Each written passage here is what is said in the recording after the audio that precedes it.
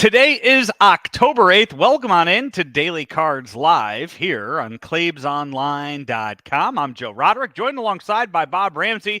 We are brought to you by Royal Banks of Missouri and Munganast St. Louis Acura.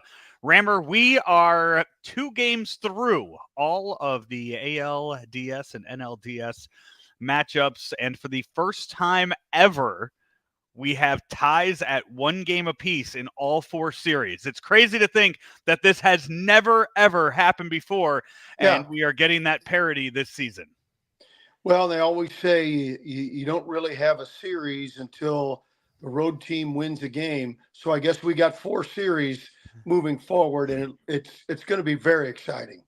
Yeah, and so far, some of the games that we've had, I think I saw, is it teams that score first are 8 and 9 in the playoffs so far already through 17 games. So even that, I mean, even it's stuff like that where you are having these back and forth games. The Yankees Royals game the other day, the most lead changes that we have ever seen in a playoff game before. Philly or Padres tie a record for most home runs hit in a game before. I mean, we are just going back and forth in so many of these games, and we're seeing managers having to manage, which is just the beauty of postseason baseball, where you get through this grind of 162 games and then everything changes, and the way that the games are looked at and the way they're kind of they're managed and coached and played out are just completely different than what we see all year, and it's what makes postseason baseball so much fun. Well, and then you look at yesterday's game, Detroit at Cleveland, and if Class A is not the best reliever in the game, with a nod to Helsley and maybe a couple of others, he's right there. Yeah. Arguably the best closer, and they jumped him and beat him. I mean, you don't ignore the trends that happen in the regular season, but understand that in a tournament situation, anything literally can happen. Yeah, and to that, I mean, it's some of the lineups that we've seen going. I mean, Kerry Carpenter yesterday became an October name for however many games left the Tigers play, and it was watching the game and listening to the announcers in the game yesterday. I think it was Jeff Francoeur, and I don't know who his play-by-play partner was in the game yesterday, but sitting there and talking about the fact that Kerry Carpenter, one of the best hitters in that Tigers lineup that didn't start, and trying to figure out where he was going to fit in, who he was going to go in there for. And turns out he ends up in there in the leadoff spot. I mean, you're pinch hitting your leadoff hitter with a guy that you have on the bench because you were waiting to find a spot to put him in there. And he goes and hits the game-winning home run off of the top relief pitcher in all of baseball, Cy Young candidate out of the bullpen that the Guardians have. It was just such a fun game to watch going in there, and you're getting names of, Matthew Boyd, who, if you go and you look at Matthew Boyd's picture on ESPN, on MLB, on whatever app you use, he's wearing a Tigers hat. He pitched for the Guardians yesterday. That's the most recent picture they have. I mean, it's a guy that gets traded over to the enemy, and then the Tigers go on this magical run, and he matches the probable AL Cy Young pitch for pitch, because Tariq Skubal was just absolutely lights out yesterday. Again, that's the key word for Skubal. Again. Yeah, and the other thing that's interesting is you talked about lineups and mixing and matching. Even the teams that are the favorites, like the Yankees and the Padres and the Dodgers, they're still shifting and matching. A lot of it has to do with what they're doing defensively, but then that plays into who's going to be in the lineup tonight, who pinch hits for whom, and using the DH to manipulate what it looks like on the field. And I think watching the managers try and match each other that way is really fun. Yeah, game 3's tonight, Philadelphia and New York. They play at 4:00, and then at 8:00 tonight, it's Dodgers and Padres. Let's before we get into the pitching matchups tonight, before we get into the game 3's in the American League tomorrow, the biggest story going in baseball right now is between that Dodgers and Padres series and the tension that has built so far in that game. And right now, all eyes on what MLB might do with Manny Machado, as new video has kind of surfaced from that. We saw Machado and Jack Flaherty chirping at each other the other day. We saw Dave Roberts getting into it. We saw the interaction with the outfield, Jurickson Profar, Fernando Tatis Jr. being having stuff thrown at them in the outfield yesterday. The bullpen's getting stuff thrown at them in game 2. Video has surfaced now of Manny Machado throwing a ball at the Dodgers dugout, and Dave Roberts initially complaining about the way the ball was thrown towards him. The video evidence that's out there is not a good look for Manny Machado at this point. Well, when's he had a good look? Not counting hitting the baseball. It's only. What's funny, I mean, he called that meeting together in the dugout in game 2 before they went off and exploded. And there was so much made about that of, oh my gosh, is Manny Machado a leader now? Is Manny Machado is he matured? Has he become this guy that we've never seen before? And then you see him chucking a baseball at the at Dave Roberts in the dugout. Yeah, you go back to when he played for the Dodgers, and he had a little bit of a malaprop, and he said, well, I'm not Johnny Hustle. Okay. But he's so marvelously talented, and he's obviously a big key for the Padres. And I think he's more than willing to play the villain role in this series. But let's don't lose sight of the fact that directly off the field, but in the stadium, fan behavior was out of control. It reminded me of the World Series against the Tigers back in the 30s when the commissioner made the Cardinals take Joe Medwick out of the game because he was being thrown at. The commissioner was basically saying, well, I know we can't control the crowd, so let's get him out of here, which is a horrible look for baseball, that you take your best player out, you make the other team take their best player out of the game. And that's for a minute what I thought I was going to see. And to me, the only answer is you start throwing people out of the game and or forfeit. Yeah. It's got to be, those are extreme things from fans and can never be allowed. Don't allow anybody in those seats at the game. Make the Dodgers lose money, lose revenue that way by saying, hey, you know what? Bleachers are closed for the game. That's a great call. That's a great call. Hey, you can't control your fans. We get it. So no fans can sit, within 50 rows of the field in the bleachers. Or maybe you just don't, right? No bleachers. Raymer, I was at Monday Night Raw last night at the Enterprise Center, and I went and bought a bottle of water, and they made me pour it into a large plastic cup.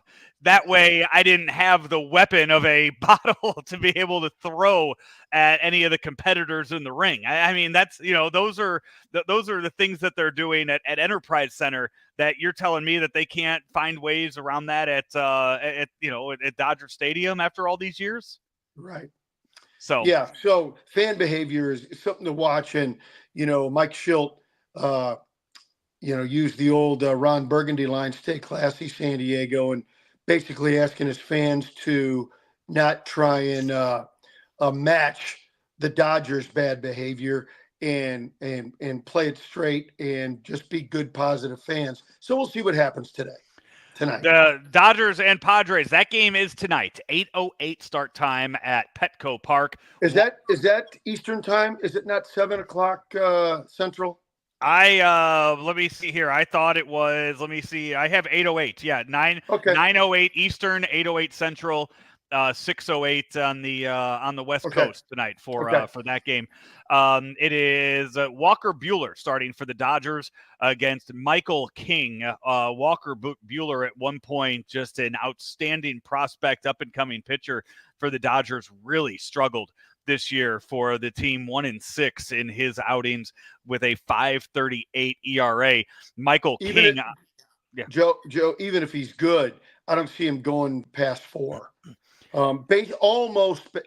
this is probably unfair, but basically a bullpen game for the Dodgers.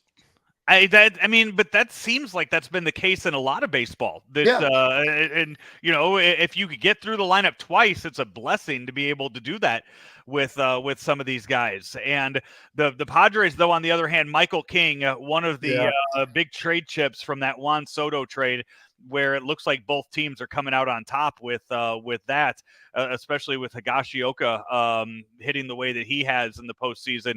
Michael King 13-9 on the season with a 2.95 ERA. Last time we saw him, though, was in the postseason. That was a 1-0. He went 9 innings in that, or I should say this year, 7 innings with 12 strikeouts in that victory in the first round of the playoffs.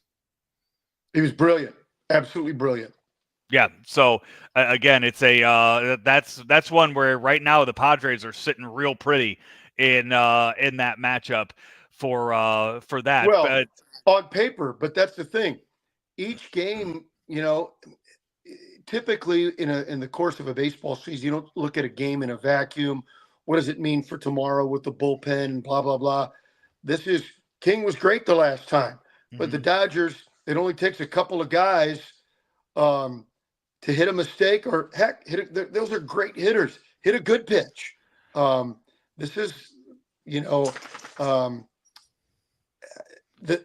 think what the Dodgers can do on any given night is explode their lineup top to bottom. So this is far from okay. Chalk it up to a King victory. This is going to be a real challenge for Mike Schilt to know when to get him out and get to his bullpen. Two of the big question marks tonight for that Dodgers lineup. First of all, will Freddie Freeman be in that lineup tonight? He was removed from Game 2. He has that foot issue right now that he's dealing with. They tried to push him through. They pulled him out early in the game before things got out of hand. They pulled him out of the game in Game 2.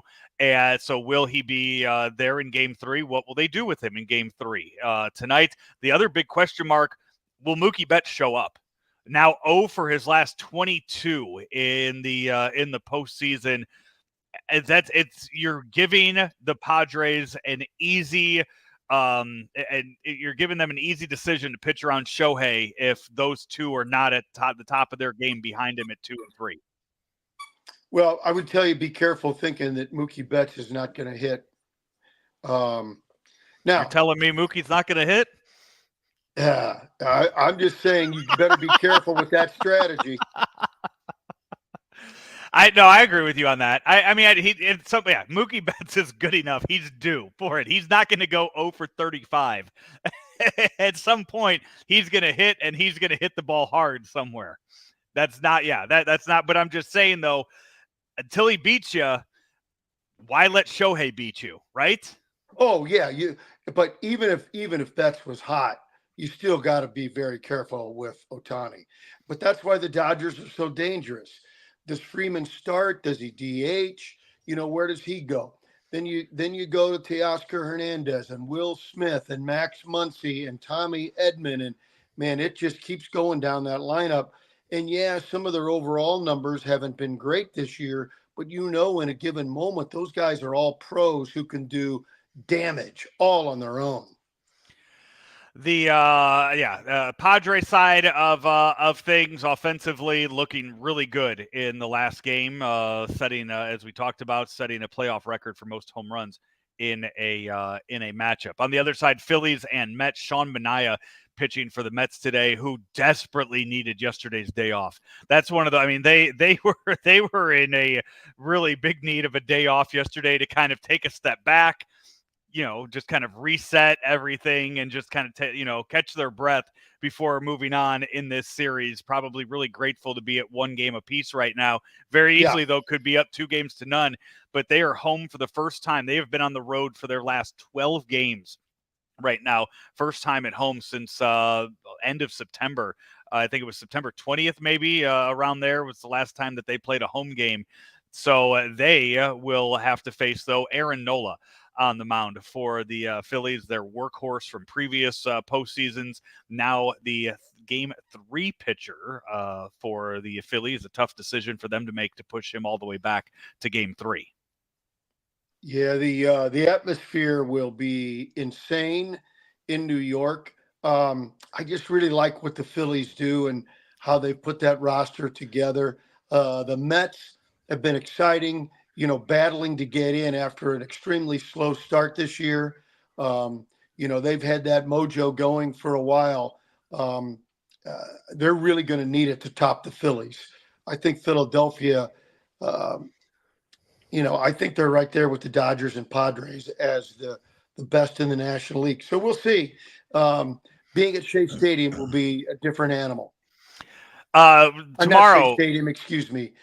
Being in New York will be a different animal. In Queens, yeah. Tomorrow, American League Game 3 for Guardians and Tigers. Tigers have not announced their Game 3 starter just yet. The Guardians yesterday. Were you watching the game yesterday? Did you have a chance to watch the game yesterday, or were you on the air during then?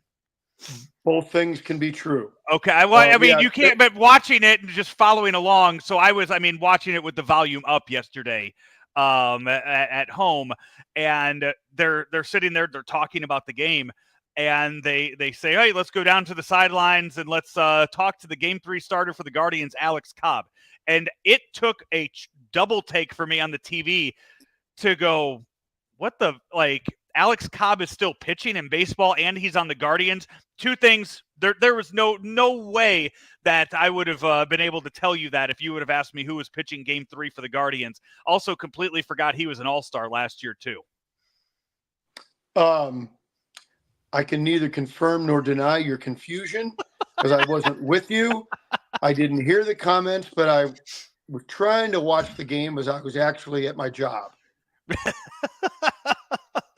Alex Cobb, yesterday was also his birthday, too. They mentioned during the interview. He turned 37 years old yesterday. So at 37 years old, still going at it. Made his major league debut all the way back, Rammer, in 2011 with the Tampa Bay Rays as a young 23-year-old. Last year, as I mentioned, making the All-Star game with the Giants. Must have had one hell of a first half of the season because the numbers are not that great. So it must have been an injury that happened late last year that I just completely forgot about. And only has pitched 16 innings for the Guardians this season, now making their start for them in Game 3. Well, that's what you just don't know what's going to happen. I mean, it's another bullpen game.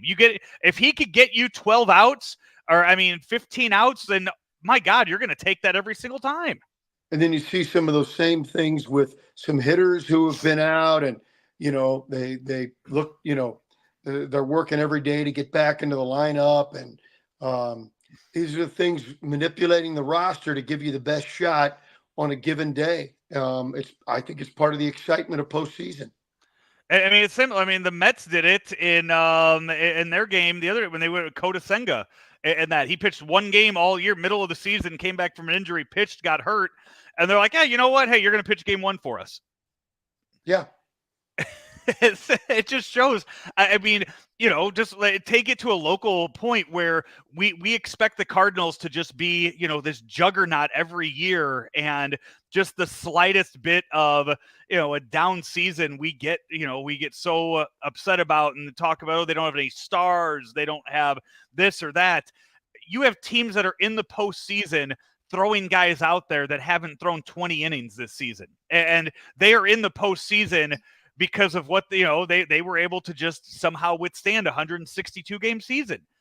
Every team's not going to be the Yankees from the 20s. Yeah, in fact, hardly anybody is. Right. And dealing with injuries and trying to fill those gaps, like Bohm with Philadelphia, for instance, right now. So just about everybody has had to overcome something. Yeah. Or multiple somethings. Right. No, you're exactly right. It's again, no team, the perfect team rarely exists in baseball. And I think that's very much clear this year without having a 100-game winner. Game 3 tomorrow in Kansas City, Rammer, Yankees and Royals. Clark Schmidt on the mound for the Yankees going up against Seth Lugo. The Yankees are lucky to have split that series at 1 game apiece going back to Kansas City, I think, at this point. Lucky how? I think in game 1, going back and forth, I think they were lucky to win game 1. And I think a lot of it, some of that momentum shifted on the blown call at second base with Jazz Chisholm stealing. Yeah, that's an interesting take. On the other hand, the Royals are probably thinking they're lucky to win games without Bobby Witt doing anything. That's also true. But they won. The yesterday's game was, to have more than a 1-run victory in the postseason, it seems like, is one of those, it didn't. Yeah. Their pitching was good enough yesterday to where it didn't seem like they were sweating a whole bunch with the 4-1 lead for a majority of that game yesterday. I just think when you look back at it, watching that game, that the game 1, and it's happened a couple times now in postseason, wondering why do we have instant replay if they're not going to get the call right. And it seemed very clear to me that Jazz Chisholm was tagged in the foot before his foot was on the base. And a couple pitches later, a base hit scores him from second base. I didn't see that live. I don't really have a take on that. Yeah. But your point about replay, how about the catch, no catch in left field in Cleveland? I've seen it still frames. I've seen it close up. I've seen it extreme slow-mo. I've seen it regular speed. And I couldn't tell you for sure, did his thumb get under the ball or not? I really still can't say for sure. I think in those cases, the umps, though, call the play safe, and then you can go back and put people back where they belong if you turn it over to out. What if they call the out? What if they would have come back and said, no, that was a trap? Now you got the madness of trying to figure out where runners go and all this stuff. So I think well, you saw the play. You saw it yesterday where the guy that hit it is still running the bases, even though they thought it was 3 outs. The ball's in the field and they're running around still trying to tag a guy in that. And to your point, Hudson had just gotten home from school and we are sitting there watching that together as that's going on. And he and I are sitting on the couch next to each other. And I'm sitting there saying, that ball's down. And he's sitting there going, no, he caught it. We're sitting there arguing with each other, watching the exact same TV, the exact same replay, going at it with each other over what we're seeing on that TV. So, to all the angles and all of the close-ups and everything they had in New York too, I think it got to the point where, hey, call on the field stands. It's not overturned. It's not confirmed. The call on the field stands. It stands. Yeah. Yeah. Those are the kind of things they can go either way. And we're seeing them a lot. And that's just baseball.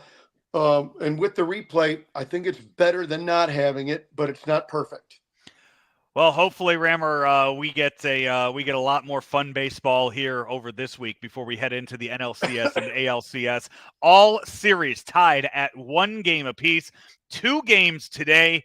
All 4 teams play tomorrow. Mm-hmm. There will be 2 elimination games tomorrow, regardless of what happens today. We know 2 teams will have their season on the line for tomorrow, and then 2 more games on Thursday. It's been a lot of fun watching these so far, and we will be back with you later on this week before any of the games go game 5. So Thursday or Friday, we will be back with you for another postseason edition of Daily Cards Live. And Rammer, when we do so, we'll be brought to you, as always, by our friends at Munganess St. Louis Acura and also Royal Banks. Royal Banks of Missouri, where better service means better banking. Member FDIC, an equal opportunity lender. Talk to you later this week with another postseason edition of Daily Cards Live. Enjoy the games for the next couple days. He's Bob Ramsey.